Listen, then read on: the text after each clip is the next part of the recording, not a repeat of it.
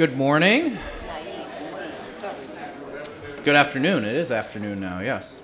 As most of you know, I'm Christopher Morendi, head of Student Mission Society, and we are very glad to have a special Wednesday edition of our missions lunch. And we're very happy to have Dr. Rutt and Deaconess Intern Alyssa Stone, both who have recently returned from Haiti to speak about what the events that transpired there, what they have seen, what the needs still are, and essentially to inform the entire seminary community about what is going on down there, and especially how we can help. So we're very glad to have them here with us today. Thank you very much. Thanks, Chris. I'm gonna start out and then ask Alyssa to also say a few words. Certainly, her experience in many ways was, I'm sure, much more intense since she was actually there during the time of the earthquake and also was up into, I think, the area of Port-au-Prince and other damaged areas at a much earlier date than we are. To begin with, I'd like to just say a couple of things about Haiti in general. This earthquake, by the way, happened at, is it 4:43 p.m., I believe, 4:43 p.m. on Tuesday, January 12th, and I believe that it lasted about 28 seconds initially. And then since that point in time, there were many, many aftershocks that lasted up through the time that we were in Haiti as well, in which more damage was being done. Some of you may not know the long relationship that Concordia Theological Seminary has had with Haiti. I didn't have time to get pictures and the exact dates, but from memory, I can say that we first had a Haitian student here studying for the ministry, Pastor Dory Jean-Louis, in the late 1970s, and I think it was about 1980 or 81. By the time I came to seminary, he was not here. I just heard about him. And he got his MDiv here and then went back to Haiti and really started the Lutheran mission work there. There was a time also when professors in the early 1980s were sent to Florida to teach Haitian students there. Then in the mid-1980s, so after I had come back from my vicarage overseas in Guatemala, Pastor Israel Isidore and Tomas Bernard were here studying for the ministry, and they, of course, went back and incorporated into the work in Haiti. Later in the early 2000s, Pastor Marky Kesa, Danielle Paul, Eleona Bernard, and Paul Touloute were all here together and studied. We're here at least for 2 years, and in the case of Paul Touloute, he stayed on and worked on his PhD. And then now, of course, we have Blaise Marine. A couple of other things that I failed to put here. We have sent previously a vicar to Haiti, Charlie Ravangeletto, and that was around 2000 maybe, I think, or late 1990s. Can't remember exactly. Pastor Mummins might remember.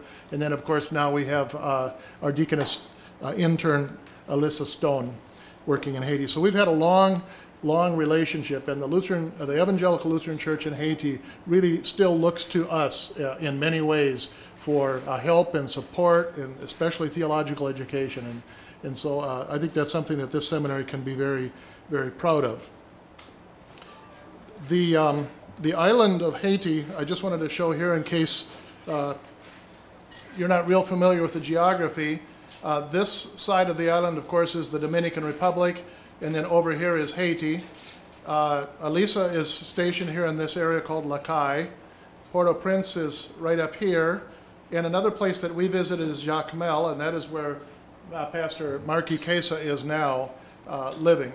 The part that experienced the most damage is this area right here. So everywhere from Port-au-Prince on the road, there's a lot of extensive damage along this entire road, all the way to Jacmel. And Alyssa probably can tell us about, what kind of damage, because I know there's been damage sustained in these areas as well. I was asked, because of the fact that I was previously working with our Board for Missions as Area Secretary for Latin America and the Caribbean, and I think probably I made over the years about 15 trips to Haiti, and the last time I was there was this last August for the convention of the ELCH. And so Human Care and World Relief, along with World Missions, wanted to get somebody on the ground in Haiti to spend some time to talk with our sister church there to determine what is the best way in which we can respond as a church body to this tragedy. And so our mission was really twofold, and that was to just get a chance to see things face to face ourselves, to survey some of the damage, to look at it, and you can't really be prepared for it, I think. You know, I'd seen everything on TV that you've all seen, and I would say it's all very true. It's very realistic, but it's even that isn't even sufficient probably to prepare you for what you see once you get there. And so that part of it, but then also to dialogue with the leadership of the ELCH and to determine really what is the best way we, as a Lutheran Church Missouri Synod people, can respond. How can we be of assistance? Naturally, there's major, organizations, the Red Cross, United States military, the UN, and other governments that are there working. But we are interested very much in helping our partner, the Evangelical Lutheran Church in Haiti, to show the love of Christ during this catastrophe and to work through those churches as much as possible to help them help their neighbors, the people that are living there in Haiti. And so I think we were able to accomplish that and at least establish some initial plans.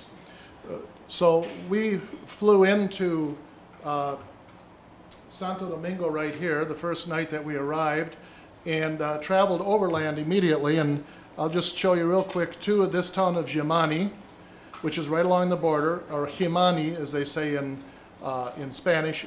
There is a medical clinic located there, a hospital that was just being opened by the Baptists, a Baptist group. It hadn't even been really used yet. They had 2 operating rooms that had never been put into service at that point in time.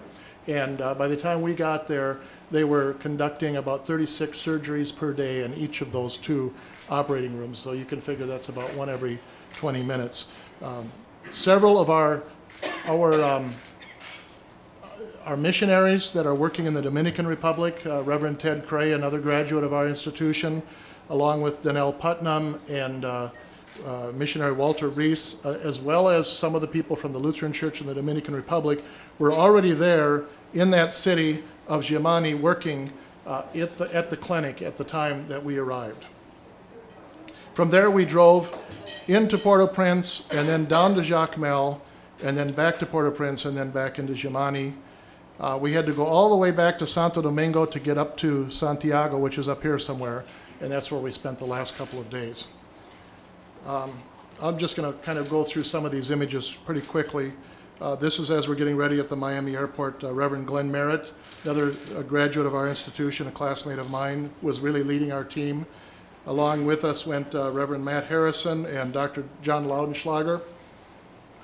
John Laudenschlager at one time walked the entire length of the Niger River when he was a medical missionary in Nigeria. Then we drove, and this is just showing us driving at night all the way to the city of Jimani. We finally arrived at this clinic, and I know you can't really see much there, but that's the way it was. There was no electricity except for what the generators provided there at the clinic. In this room that you can see there, that's the operating room, and this is about 1 o'clock in the morning. This was we went Thursday night, 1 o'clock Friday morning. And we spent the night basically sleeping on the floor and needed to get up at 5:30 in the morning to cross over the border and get into Haiti.